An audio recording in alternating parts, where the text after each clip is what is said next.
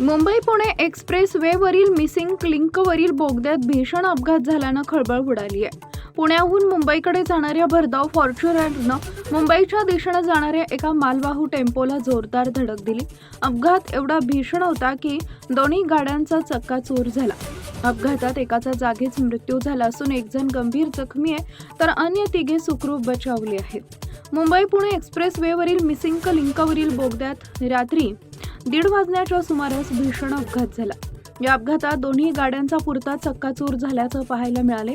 मिळालेल्या माहितीनुसार फॉर्च्युनर मधील सर्व 5ही जण पिंपरी चिंचवड मधील वाकड येथील भूमकर चौक परिसरातील रहिवासी आहेत.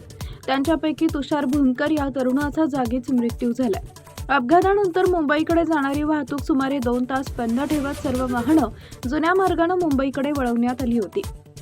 महामार्ग पोलीस, IRB पथक, देवदूत आणि मदत यंत्रणांनी तातडीनं घटनास्थळी धाव घेत जखमींना अपघातग्रस्त वाहनातून बाहेर काढून उपचारासाठी रुग्णालयात दाखल केले. दोन्ही अपघातग्रस्त वाहनं महामार्गावरून हटवल्यानंतर मुंबईकडे जाणारी वाहतूक पूर्ववत करण्यात आली आहे. या प्रकरणाचा पुढील तपास महामार्ग पोलीस करत आहेत.